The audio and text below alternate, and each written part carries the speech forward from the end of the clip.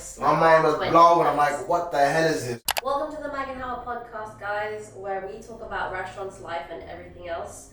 My name is Florence Maglanoc, and this is my partner, Omar, Shah, and we are the co-founders of Maginhawa Group, which is a restaurant group based in London.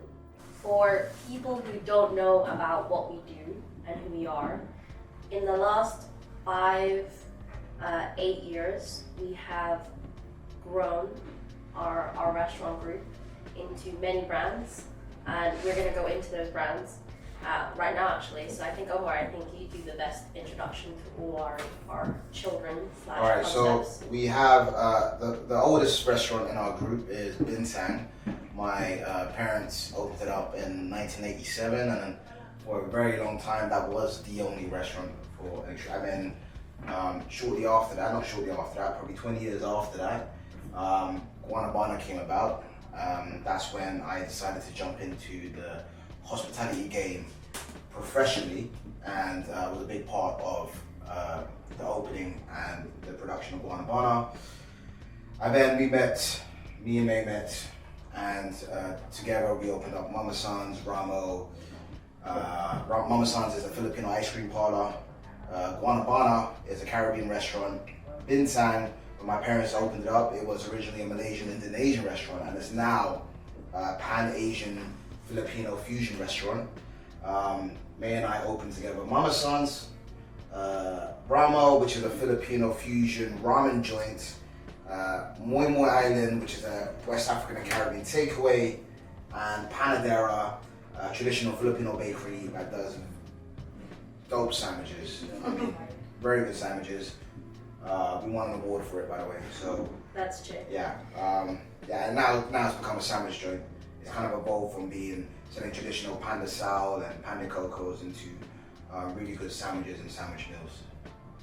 And that's really why we created the Maginhawa Group, because saying that to every person we meet is a bit of a challenge, a bit of a mouthful. But I do want to talk about each of our brands. I feel like a lot of our customers and generally people who know about the individual brands aren't aware that we're actually a group and that we're all connected. So I think that's just a nice story to share for people who do know and people who don't know.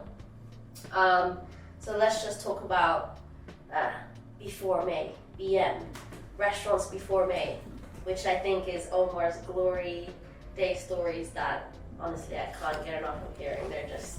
We're talking about before you. We're talking about before me. Are you sure you want to know about before you? I definitely want to know about before me. And all the people in my life before you? I know all the people in your life before me, so it's okay. Well, okay, so let's talk about Bintang, which is our first and oldest business of the group, and it's probably the thing that has had the most evolution, the most creative change as well. It's 35 years this year it's been open. So my parents opened it up, and I remember being 6 years old, and after school my mom used to pick me up. After school, my mom used to pick me and my sister up, and we go straight to the restaurant. I used to do my homework there, eat dinner there, and then we'll fall asleep while my mom and dad did service, and we'll just miraculously wake up in our bed, and they'll carry us from the car to the house, and that's our routine 5 days of the week. And we practically lived there and slept there and ate there. I loved it as a kid. Mm-hmm. I mean, back then I didn't appreciate the lessons and the value it's taught me. Yeah. And a big part of why I am and who I am is because of my childhood. But yeah, it was something I would never change, you know? I do remember complaining about it and thinking, oh shit, I gotta go to the restaurant. I mean, I wasn't there, but I've heard you tell me that a few times. But I think what's interesting that most people don't know is that Omar is also a certified accountant. Part qualified. You're gonna get some accountants angry. Maybe that's just what he told me, but... Yeah, in the beginning maybe, yeah. No, but yeah, I did my whole ACCA, I did a business finance degree. Straight out of uni, my old man asked me to manage Bintang, and I thought, you know what, this isn't enough for me to make a living. I want to do something else. And I wanted out of the restaurant game completely. And decided to jump into accountancy because I was attracted to the clear salary survey of, you know, how much experience you have, how much education you have, and how much you're worth. Yeah. You know, so like you will know straight away what you'll be getting, and that was like an attractive part of it. 100%, because getting paid by my dad was just, it was an uncertainty. 1 week I'll be doing like 60 hours and he'll probably give me 50 quid. So here you go, son. That's your money for the week. And yeah, so it wasn't work, especially when you finish a degree, you're like, nah, this ain't gonna cut it anymore. Yeah. So I became an accountant, I was part qualified, and I ran a finance department for a recycling company. I was always in earshot of the business owner of that company. He was an amazing businessman, and I learned a lot about branding and marketing, particularly SEO. And obviously processing all the invoices and the bills. I see what he spent his money on. It was branding, it was digital marketing, and there was like a eureka moment whilst I was working for him, where I thought, you know what, if this was applied to the restaurant game, it would like it would blow up. insane. And so shortly after that, I think I worked for him for about a year and a half. The company was called Any Jump. Jason Moore, he doesn't know that, but he was one of my biggest influences too. Would you ever go back and tell him, not go back, would you ever contact him now and let him know? I think I will, yeah. I gotta get a job clearance job out, so I gotta contact the company anyway. But yeah, 100% I'll let him know. I think I should do, you know, he did open my mind up to another way of doing this. Definitely. Yeah. I think now jumping forward to our second brand, which is Guanabana, which is 2 doors down from Bintang.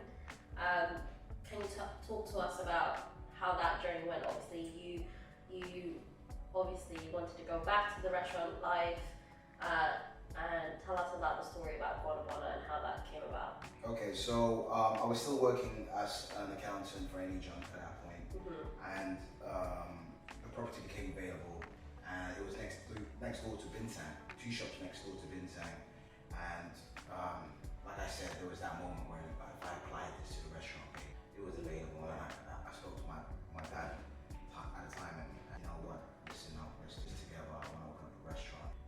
He was quite dubious, he kind of laughed it off, said, what do you know, nothing, blah, blah, blah. But That very much sounds like your dad. Sounds like him, but I created a business plan, and with cash flow projections, you know, pest, SWOT, the whole shebang, passed it around to all the banks, and managed to get a lot of interest from bankers who wanted to lend us money to help fund the restaurant, you know.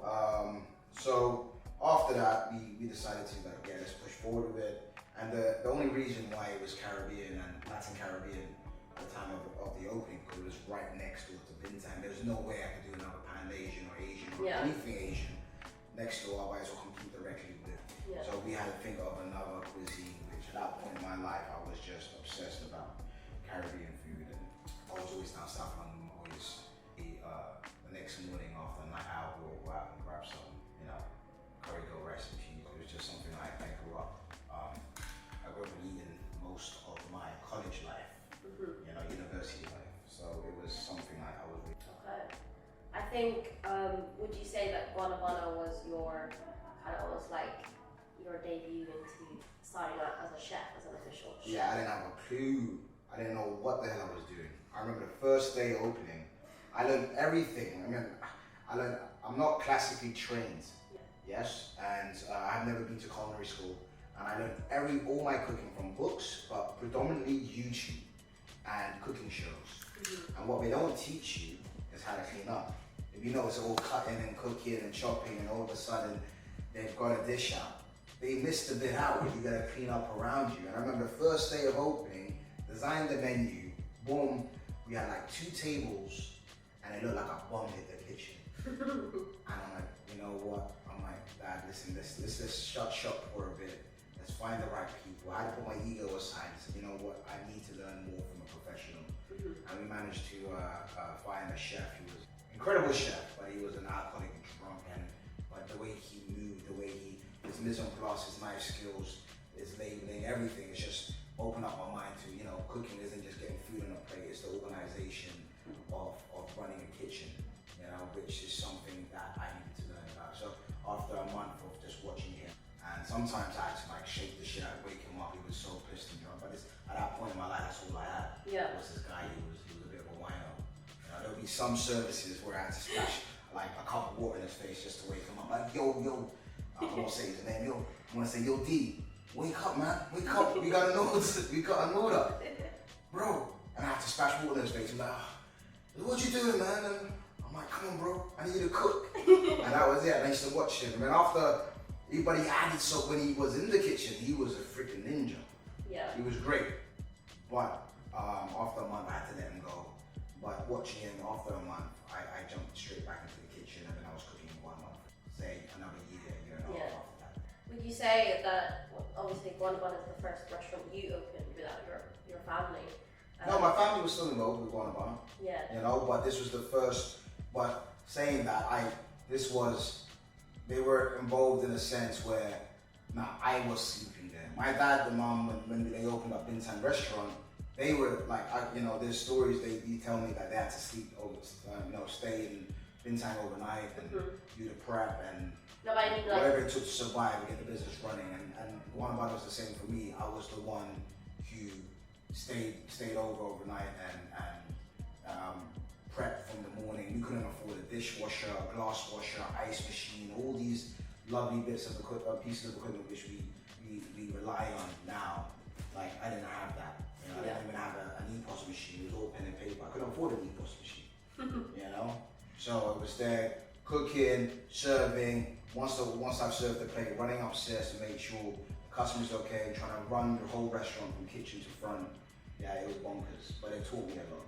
Yeah. That's very slowly we started investing back into equipment, into people, into roles.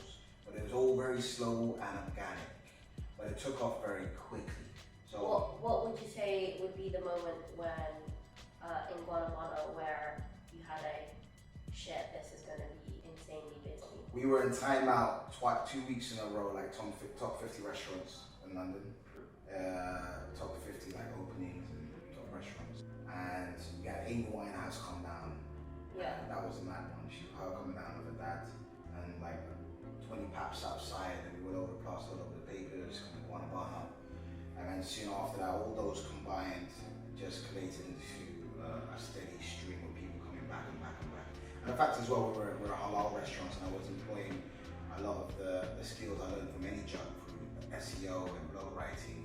At that time, we didn't have Instagram or any other of these social media platforms now. So that's why I find it interesting to ask you now, your opening then versus what I'm going to talk about later is our openings now. How was that like initially when the only way for you to kind of advertise the restaurant was the restaurant being number one, just good itself for the food and also... Well, we had so advertising a restaurant back then required you to put a post out in the local paper, all right? Flyers. I was out on the road handing out flyers with my friends and my cousins, whatever. You know, I could rope in just to give out flyers near the station, up on the road, through letterboxes, whatever it took me. But SEO became key.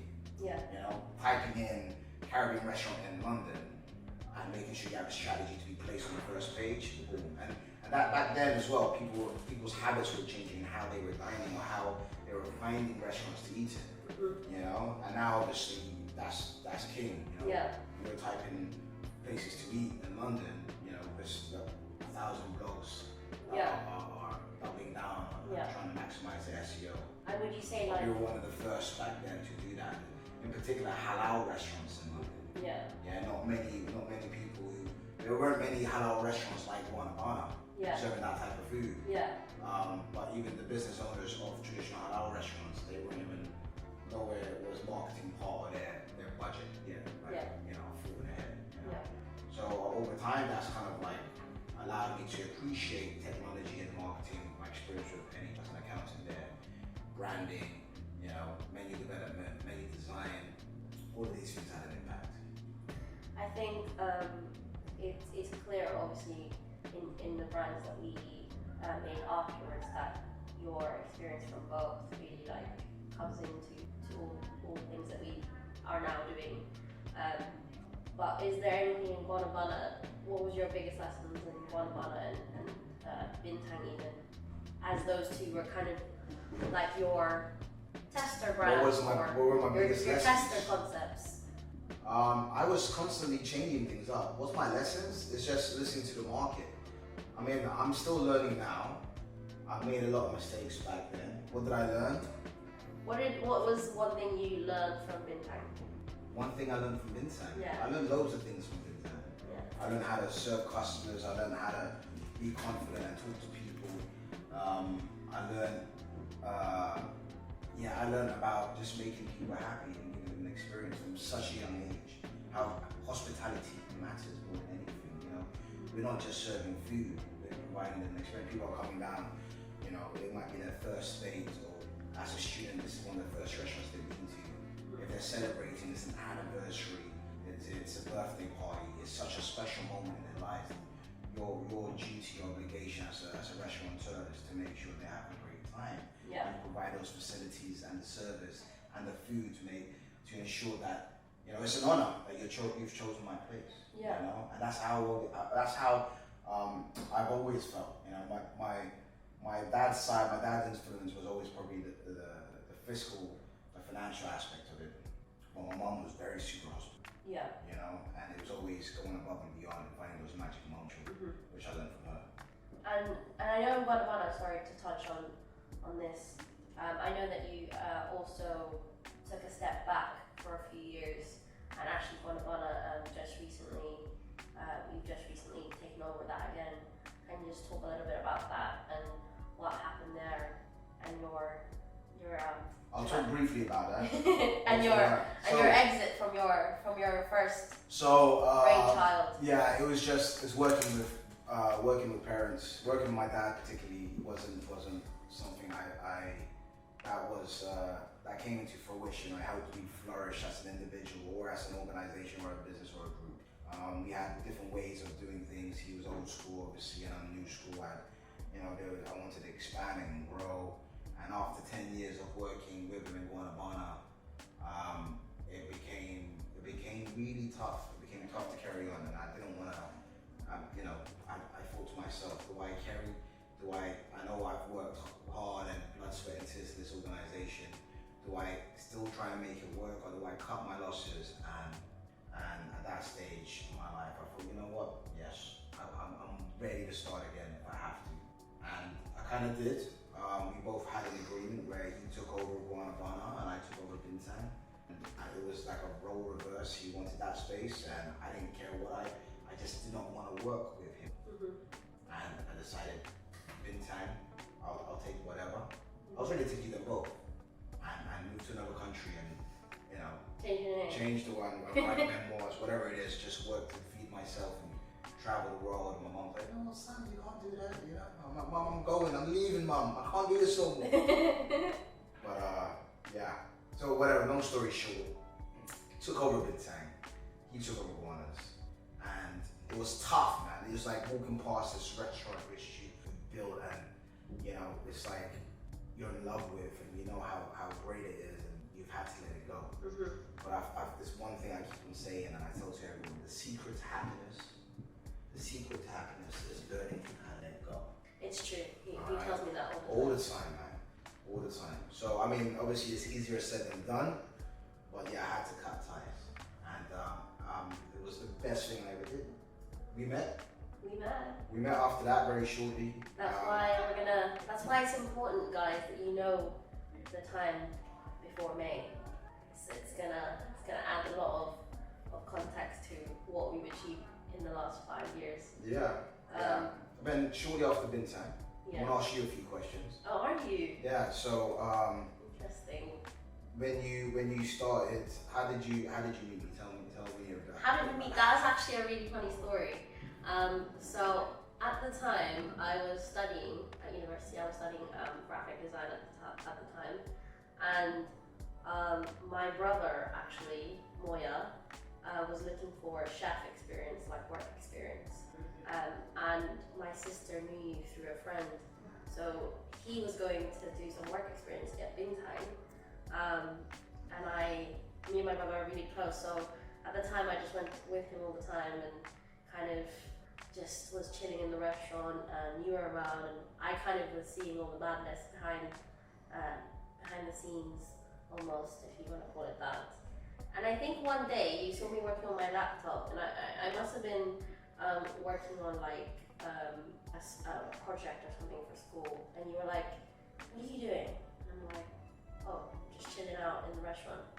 was like, are you good with design, or do you know about like graphic design?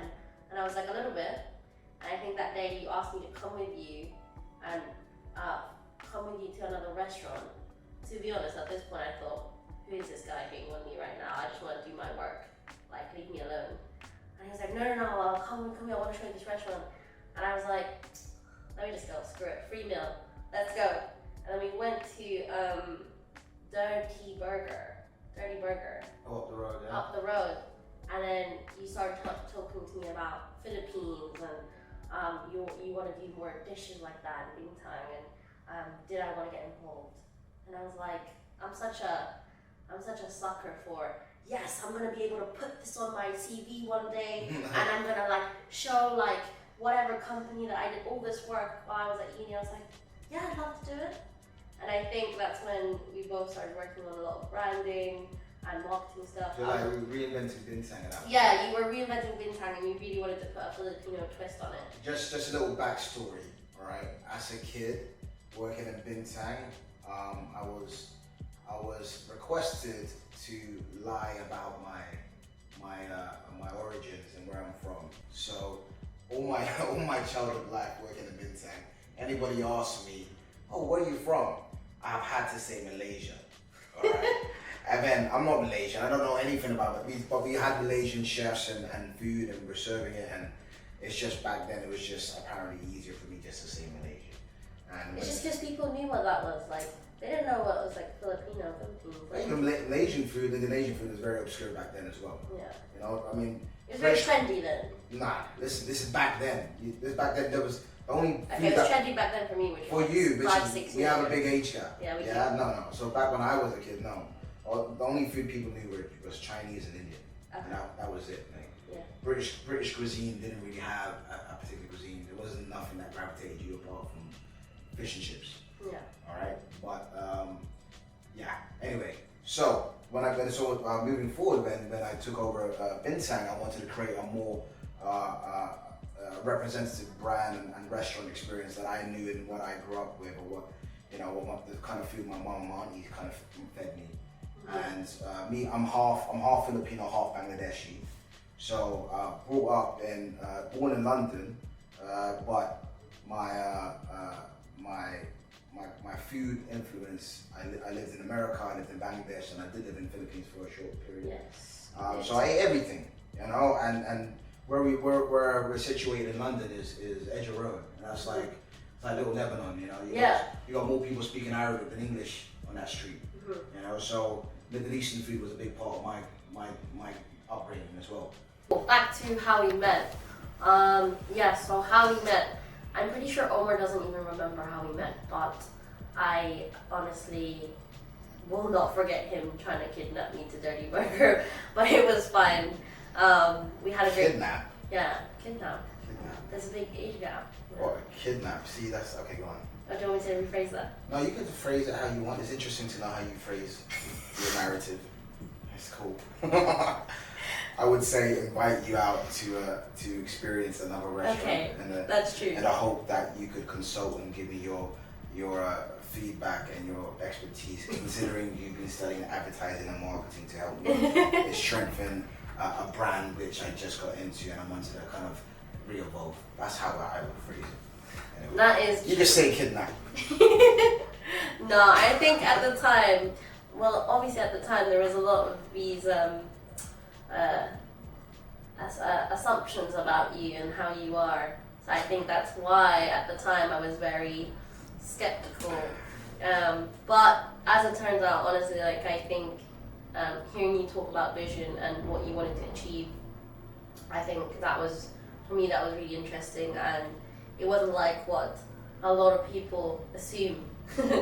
But you are actually very captivating when you talk, especially when you're passionate, especially when it's about restaurants and the brand. So I found that just really interesting, and I honestly just wanted to get stuck in. That was the truth, and just start working. I think everybody knows I'm a workaholic at this point, but I wouldn't have it any other way. And I think that is kind of how we met. I think from that we spent a lot of time together. and I learned a lot about the restaurant side, the business side. I think stuff that I didn't know about. But you taught me a lot of the things I know now. So that side of business, that side of strategy, and that kind of mindset, I definitely think, you definitely started me on that path. And we worked together a lot. I think we achieved a lot of things in Bintang. I think for me, Bintang was my first real hospitality exposure to the restaurant scene, the restaurant life, and I absolutely just fell in love with that. You worked on nowadays we spend most of our time in the office more than anything. I mean, back then it was always on the floor, always trying to improve dishes and new specials. Yeah. And branding for menus. No, but I loved it. Yeah. I loved every bit of it. I even from learning about the service and obviously getting to work with my brother as well was quite fun. Group bookings as well. It was just such a vibe. Like, no, it was cool. At the end of the night, we'd all get a beer, just talk about service. That's one thing I miss the most. Yeah. About working in hospitality is the service side of it. Is you get that immediate job satisfaction from doing a good day's work by seeing how your customers react. Yeah. And that I miss a lot. Yeah, I don't think it's been a while for us. Yeah. But I think after Bintang, and we then had a space next door to Bintang, similar to what happened for you in Maglanoc. Tiny little space next to Bintang, and it was always changing tenants. It was a little shoe shop. It was empty for a long time. I can't remember what was before that. And I think the last tenant there was a massage parlor. Yeah, right. That's right. Nail salon, stroke massage parlor, and that closed down. And I always, being in Kentish Town and Camden for so long, you used to having scrupulous neighbours and it always impacted maybe the feel of your restaurant or the brand. Yeah. And one thing I've always wanted to do is kind of take control of my block and make sure no one else comes into my block. I always thought it was my block. Even when I was a kid and I used to see the other restaurateurs open up in the street, they've come and they go, they come and they go. But I was always like, you next door, mate, As a kid, I was like... I don't think anybody wants to be next door to you anymore. Yeah. So as soon as that property was available, I saw the landlord. I ain't seen him for I don't think I've ever seen him before. I'm like, are you the landlord? And he was like, yes. He introduced himself and told me who it was. I said, I'd love to take your space out. And we managed to negotiate a really great deal. It was fantastic. And I'm like, you know what? Yeah. And then when we went to the solicitor's office, got the paper signed, and that was such a lovely day. But we had no idea what we were gonna do. And I was cool enough to have it as an office because it was just cheap enough to do whatever. I could have had it as a cupboard for my trainers, and I would have been happy. This would have added value to my life. I think you even contemplated on making it into a design firm or a design agency. So that's what we wanted to initially. But I just as well. Yeah. Before because May. Before me. Yes, before May, I did also have a clothing brand called Ube London, a creative agency, which I juggled whilst I was running Guanabana as well. All right. And they did all right for what they did, but eventually I realized, listen, man, I make more money selling food than trying to sell a t-shirt, screen printed, get it packaged, deliver it. Again, it might be wrong or the right size and get returned and what have you, just for the sake of 20 quid when I could just cook up some food, boom, £12 for a plate, there you go, done. All right, I just knew that wasn't for me after that little journey. So I went back to food. But anyway, moving forward again. And I think after a year of it being in the office, I think we started talking about, okay, what could we turn this into? And I think you came to me with a very unique proposition that you wanted to open up a new brand. And that's when I was like, brand, what are we gonna do? And when at the time I think you were going on a lot of tropical holidays and... Tropical holidays, mate. No. I went on one holiday. Tropical holidays. I went on a holiday, one holiday to the Philippines. And I went to a holiday to Thailand. Exactly, tropical holidays. Listen, I don't go on holidays. Not anymore, he doesn't. But I went to Thailand. I had the most amazing ice cream experience in my life. It was fantastic. The guy on the road was just cycling down, and I stopped him. He had a coconut shell, cracked that in half, poured out the water into a little shot glass, gave it to me to drink. And then shaved the coconut shell, and from the excess water he made ice cream that he made earlier that day, scooped it into the shell, added sticky rice, sweet corn, and crushed peanuts. My mind was blown. I'm like, what the hell is this? This is so amazing. I want to do this in London. I want to do this next to Bintang. I want to do this in Bintang. And I asked him, have you ever had ube ice cream before? And Omar was like, ube ice cream. Oh yeah, that stuff they sell. No, I listen. I know they sell at Barrio Fiesta. My clothing line. It's an interesting fact, right? My clothing line was called Ube London, all right, and it was all about the ube potato. And for some reason, I spun it where the creativity you sow from sowing the ube manifests into the creativity we reap, or some shit like that. Probably that's one of the reasons why I didn't do well. Right? Because it made no sense apart from. That's why you don't. Right? But I know ube very well. And an interesting fact. You just said that you didn't get one of our designs, all right, for ube London. Was the Mama Son's doll. Do we have it anywhere? It's there. The Mama Son's doll. Yeah. And that was on a T-shirt. And when I decided, enough is enough with the clothing line, it's not going to work out, I promised myself, if I ever open up another business and it has connotations to the Philippines, boom, this will be our mascot, our logo. And it manifested into that coconut ice cream in Thailand. And then meeting May and getting that space. And then us wanting to open up initially it was a dessert parlor. A pan-Asian dessert parlor. And we were going to do 16 flavors of from all around Asia. Yeah. Those ones. And the coconut thing with sticky rice and mango, we're gonna do that. We're gonna do the choppy one with the, what's that called? Pan ice. Yeah, but that was like a traditional Thai ice cream. Yeah, traditional Thai scraped ice cream. Yeah. There were so many different types of ice cream cultures from Southeast Asia that we wanted to try out and put into just one place.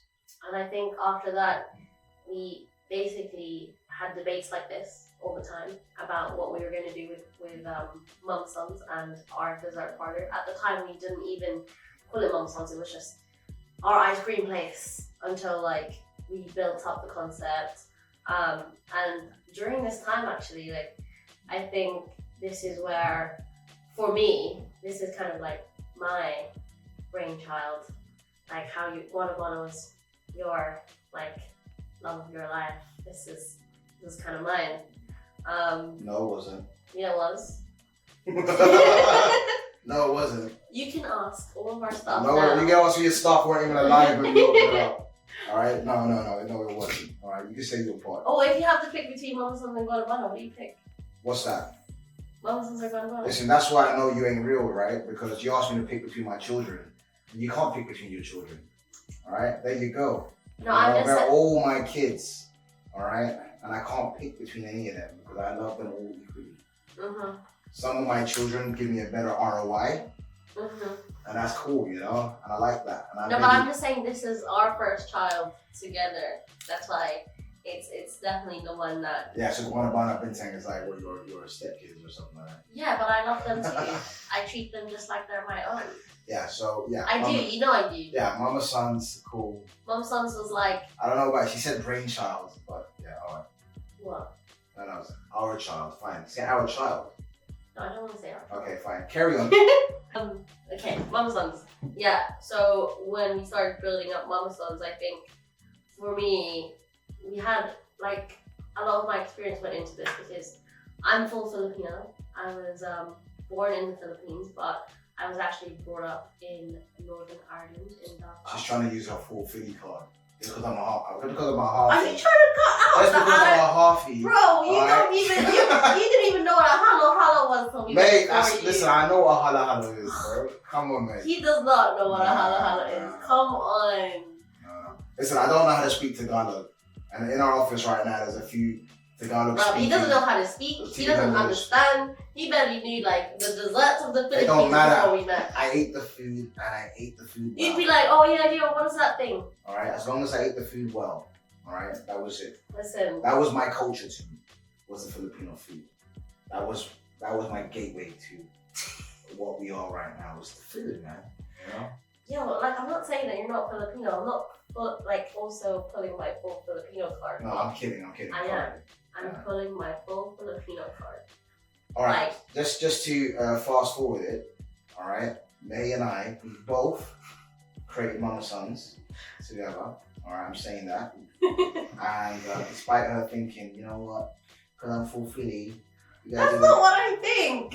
We were very close to creating a Pan-Asian ice cream parlor. And it was interesting fact, a week before opening. Yeah. We decided to make it full Filipino and go fully fledged Filipino, because after doing all the research and all the, we realized there's enough dessert in the Philippines to create a concept around it.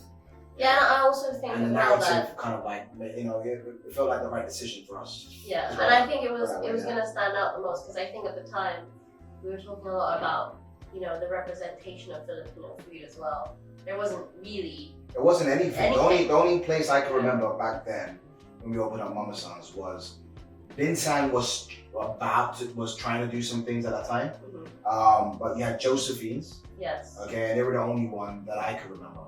Yeah. That had a significant kind of goodwill branding in London. Mm-hmm. But apart from that, nah.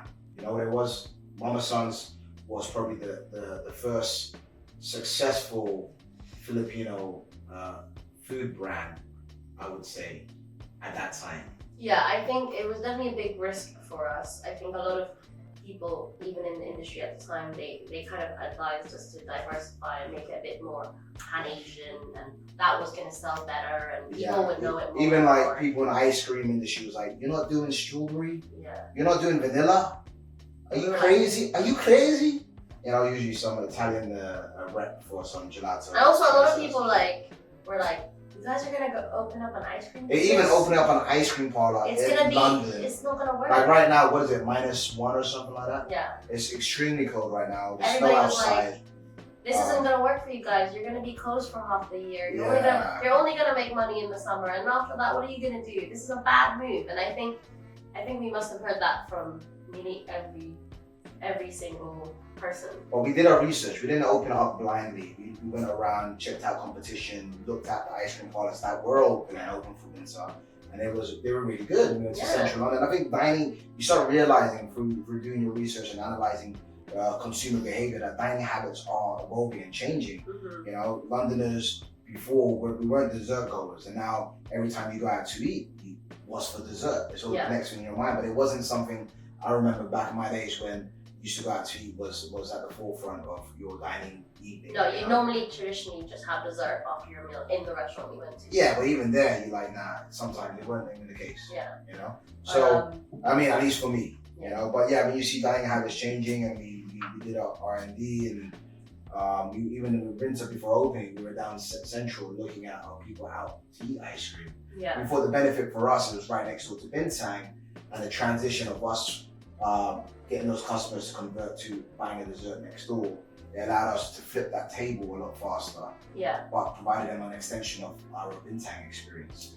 And I think after all that research, when we realized that, you know what, we are going to do an ice cream parlor, but not just an ice cream parlor, a Filipino dessert ice cream parlor. And that's kind of when we started looking at, all right, we're going to have staple flavors that are inspired by traditional Filipino flavors like ube and queso and coconut, but done our style. And I think that's when we started looking at what other things can we put on, and that's kind of our big talk about halo halo and how the bilog as well. It would be an introduction to that type of dessert that's very traditional to Philippines. Yeah, but that was a given. If you're gonna do a Filipino concept, we knew hala hala was on the menu. Had to be on there. Yeah, and obviously that taps into the more kind of traditionalist of Asian dessert. People you knew, you're gonna go get you ice cream. There's a high chance that you were gonna get hala hala. Yeah. If you had the choice. So with that said, as well, we knew that maybe non-Filipinos might have been too maybe intimidated by hala hala. You know, there's a lot going on in big it. cup with a bunch of stuff in the bottom with like jellies, beans, jackfruit, plantain, and then with back milk, and you think, for me, it's overwhelming. It could be overwhelming. Yeah. So we need another product. We need a signature product that will allow, maybe a gateway into Filipino food or Filipino ice cream, and that was the bilog. The bilog. Pandesal ice cream. Yeah. So I remember my mom used to tell me about when she was pregnant with me, she always craved bread and ice cream. Mm-hmm. And she couldn't get pandesal. Back home when she was a kid, she used to get pandesal from the dirty ice cream cart, and they used to put ice cream inside the pandesal. Pandesal is like a little Filipino brioche, by the way. And then she used to eat it like an ice cream sandwich. So you should get like King's Milk and scoop like Napoleon ice cream from Sainsbury's, and then fold it in half, and that was what she ate when she was craving. And for me, pandesal was a very traditional thing growing up. My mum, she would make pandesal every weekend for my dad for the week. So growing up as a child, for me, it was 7 a.m. pandesal duty, learning how to make it, and kind of just wondering why on earth did I need to make fresh bread every weekend. That sounds long. It's long. And I told my mum that, and she was like, come on, man, like, you need to do this because in the future. What kind of accent is that? I don't want to disgrace my mum like that. But she was basically like, if you ever want to find a husband, you got to be able to make pandesal for him. Otherwise, like, you're not like a real Filipino wife. You gotta learn how to cook steak for you. Low carb. But and then I think from then, like, I was You don't cook steak for me. I don't cook steak. Or make pandesal. But I do make pandesal for mum's house, so I think that kind of comes in. Not anymore, but I used to. And I think that's when we started, we made everything in-house, fresh ice cream and fresh bread, homemade pandesal. Steep learning curve. Again, we had no idea what we were doing. I mean, when I learned how to make pandesal, it was all handmade, like hand kneaded and all that jazz, no machines, yeah, no you're nothing. making probably like 7 pieces or something like that. It was long. But when you're scaling for commercial volumes, I mean, Mama Son's Kentish Town is not a big shop. No. But on the day of the opening, we had a queue. And I'm like, wow, this is like someone's picking up Yeezys or something. Because I'm like, what the hell is going on? But for some reason, the Mama Son's brand, we documented that as well. Yeah, we did. I think that's when Instagram started coming out, and we started doing posts on Instagram. And yeah, I think we'll talk about that in a second, but I think just the process of us making our menu was just really funny. Because I think you're right, at the time, we only made about 20 bilogs a day or something like that, because they took so long to make it. we sold out handmade. all the time. Yeah. But we kind of like, we used that to our advantage, and said, we kind of like studied the hype for, formula for, exclusivity to make it more desirable. And if it was limited, and if we sold out, people would want it even more. And it worked. Bro, it wasn't even that. We actually couldn't make more. Yeah, we couldn't. So then a lot of people were upset about it. Like, why are you making more? You should be making more. And we couldn't make more until we figured out how to make more. And that was next. We got a mix. We invested in some new pieces of equipment, and we scaled up our processes, to deliver for the demand which was generated for Kentish Town. Yeah, and I think even for Mum Sons, like, I think every part of it, every detail of it, we definitely were meticulous on that. And even, like you said, for how we promoted it, I think this was kind of the start of, I don't want to say it, but Instagrammable. And it wasn't even a word when we were making Mum Sons. Yeah, well, you know what? Instagram did start around that time. Well, it started getting popular. And I remember using it. I remember watching Gary Vee. I remember showing you how to use it. She introduced me to Instagram and Snapchat, And I'm like, wow, what is this? This is so vain. This is so. I think if I can, I'm gonna try and pull up an old like picture of people Omar actually using taking it. like selfies. Like, what is that about? And the more I learned about it, and I thought, wow, eureka moment. Read Crushing It by Gary Vee, and applied a lot of his techniques to like exposure and awareness and brand awareness of using these platforms. Yeah. And we documented the opening, we documented the process, and people were interested. Yeah. They wanted to see more behind the scenes, and we started showing our face more with the brand, and it resonated with the audience and the potential audience.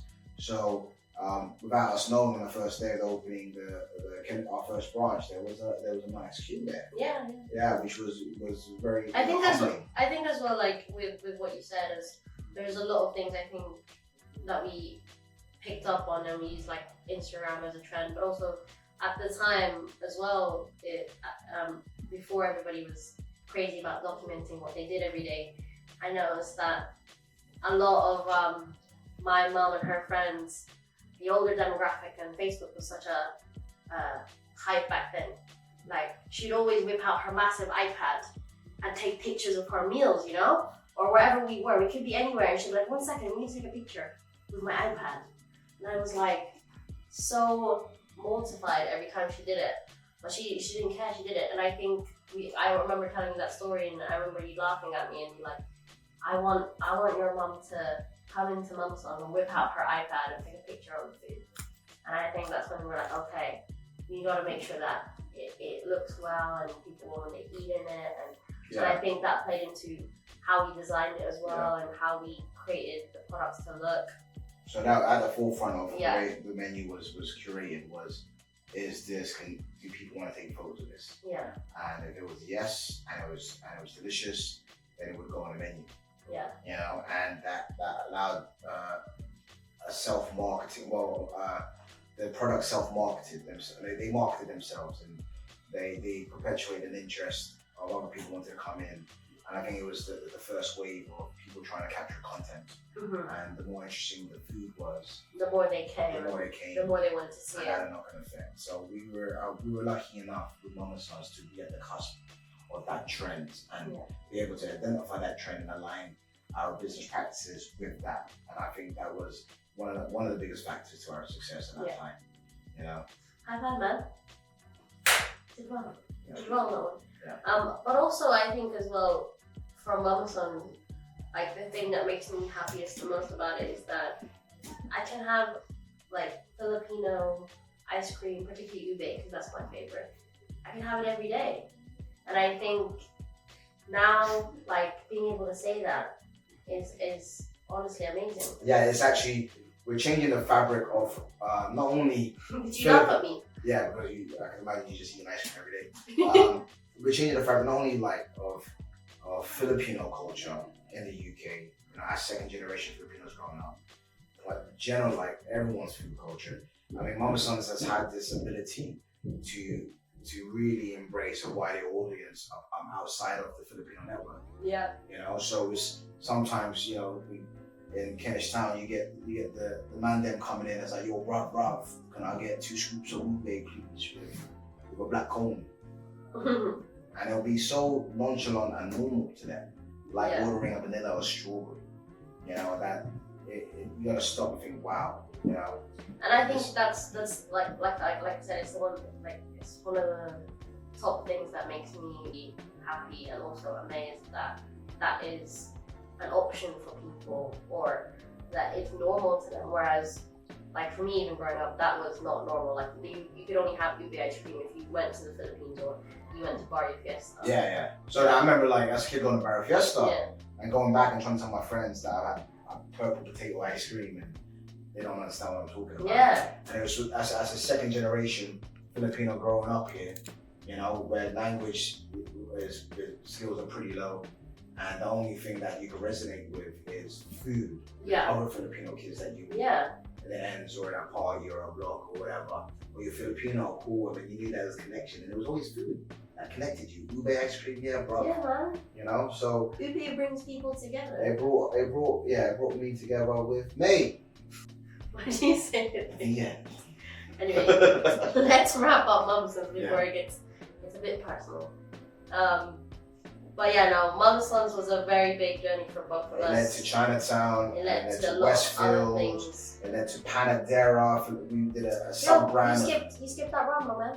Yeah, I'm going there. It led to Panadera, which is a Filipino bakery, which does all the baking for Mama Sons now. And it does all the billows, pandesal, and pupu pie. And then Brahmo was another story. But we'll talk about that another time when we have friends. Yeah. Alright, so this was just about our history where we This is how we started the Maginhawa Group. yeah, this is the start of the Maginhawa Group, and we just wanted to share that with you and tell our story. So thank you for listening all. I hope you found it interesting. But yeah, well, hopefully this could add value to you.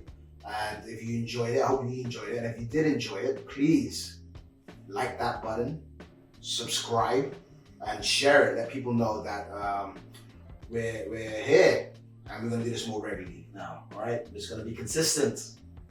Yes, we're gonna do this. Yes. Yeah, amongst other things, we're gonna try and fit this in. No, we are all going to fit this in. It's gonna happen. So shall we do once a week? I think so. Okay. Yeah. Shall we shake on it? Once a week. We'll see you next week.